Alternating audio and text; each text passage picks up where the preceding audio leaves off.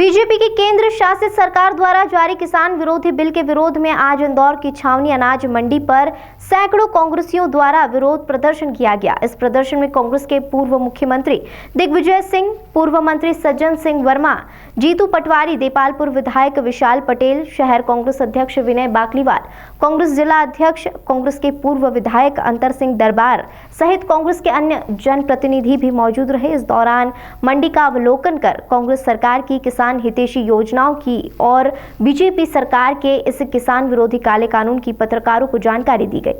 अंत में एसडीएम को काले कानून के विरोध में ज्ञापन सौंपा गया।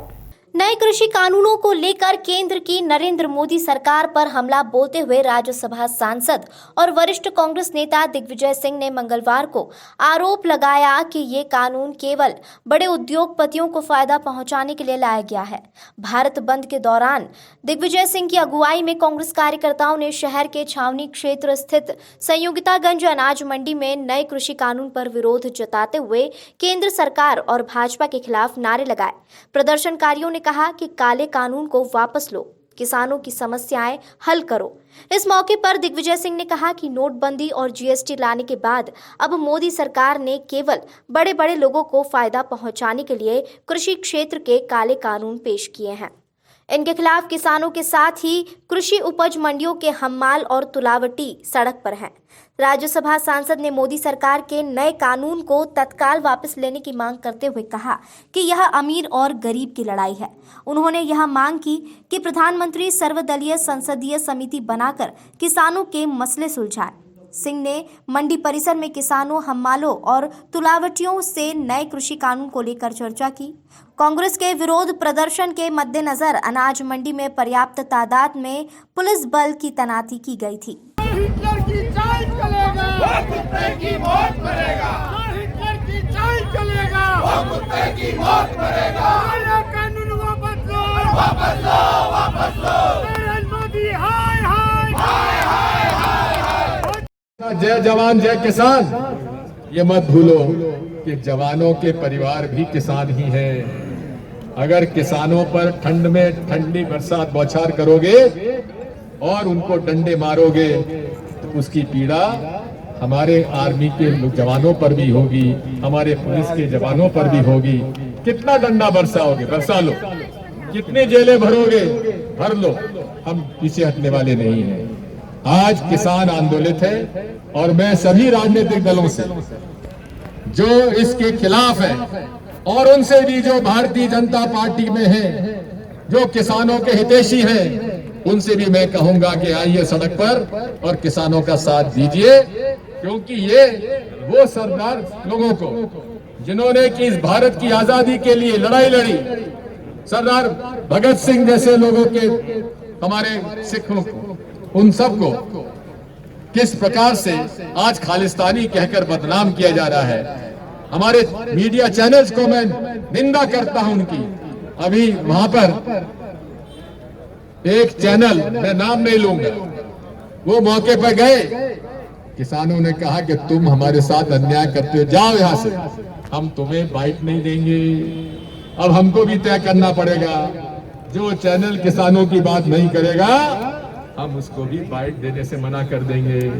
इसलिए आप सब लोग समझ लीजिए। बहुत बहुत धन्यवाद। किसान एकता जिंदाबाद, किसान एकता जिंदाबाद, किसान और मजदूर एकता जिंदाबाद। हम सब एक हैं, हम सब एक हैं। धन्यवाद। जय हिंद, भारत माता की। सड़कों पर आंदोलन कर रहे हैं, कई वार्ताएं हुई हैं, लेकिन कोई सहमति नहीं बन पा रही है। केंद्र सरकार की तरफ से कोई स्पष्ट जवाब नहीं आ पा रहा। देखिए, मैं आप बार बार सारी चैनलों को हम लोग बोल रहे हैं, कारपोरेट घरानों के दबाव में नरेंद्र मोदी झुके हुए हैं। कारपोरेट घरानों का थूका भी उंगालने की औकात नरेंद्र मोदी की नहीं है। अरबों खरबों का चंदा लेके चुनाव लड़े और सरकार बनाई है।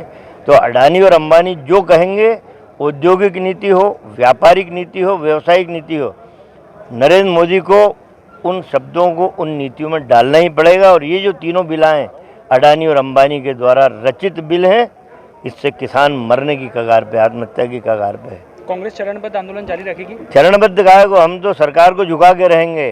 किसान ने भी बोल दिया है कि हम तो 6 महीने का राशन लेके आए हैं और ज़रूरत पड़ेगी तो 6 महीने और बैठने को तैयार हैं। निश्चित रूप से किसान एक लाइन इस बिल में बढ़वाना चाहता है, मिनिमम सपोर्ट प्राइस से नीचे जो व्यापारी खरीदेगा जेल की सलाखों के पीछे जाएगा। इस शब्द को डालने में बीजेपी को आपत्ति क्या है? डालना चाहिए। और कहते हैं कि हम तो किसान हितैषी लोग हैं, किसानों की सरकार है और किसान आत्महत्या की तरफ जा रहा है। Thank you sir.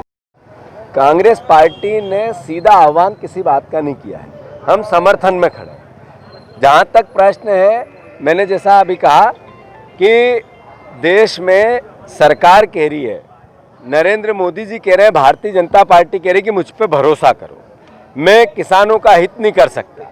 देश ने भरोसा किया था जब 2 करोड़ रोजगार की बात मोदी जी ने की थी। देश ने भरोसा किया था जब नोटबंदी मोदी जी ने की थी। देश ने भरोसा किया था जब $5 ट्रिलियन अर्थव्यवस्था बनाने की बात मोदी जी ने की थी। देश ने भरोसा किया था कोविड के 21 दिन का कि 21 दिन मुझ पे भरोसा करो, मैं कोविड समाप्त कर दूंगा था, तब भरोसा किया था। तो मोदी जी पे कब तक भरोसा करे देश? और जब कानून 3 लेके आए आप, तो क्यों नहीं बता पा रहे हो कि समर्थन मूल्य की गारंटी क्या होगी? क्यों नहीं बता पा रहे हो कि आपने स्टॉक की लिमिट को घटाया तो अंतिम उपभोक्ता को कभी महंगाई नहीं बनेगी? बहुत हुई महंगाई की मार, अब की बार मोदी सरकार 100 के पार पेट्रोल और डीजल, ये भरोसा देश ने किया था ना मोदी जी पे। मैं मानता हूं कांग्रेस पार्टी किसानों के समर्थन में थी, किसानों के समर्थन में है, किसानों के समर्थन में रहेगी, पर हाथ जोड़कर, पैर छूकर, सकारात्मकता से और गांधीवादी तरीके से हम किसी प्रकार की 100%, जब ये अडानी जी और अंबानी जी और विदेशी जो इसके आगे भी जो विदेशों के फॉरेन इन्वेस्ट पर खेती को लाने की कोशिश, इसके पीछे का एक पूरा षड्यंत्र है। और मोदी जी ये क्यों कर रहे हैं? इसका मूल कारण है कि वो कारपोरेट जगत से सरकार और देश को कंट्रोल करना चाहते हैं और अपनी सरकार हमेशा रहे, इसके लिए प्रयास करने में लगे हैं। मैं मानता हूं देश की जनता समझ रही है, रिएक्ट कर रही है, सबक सिखाएगी।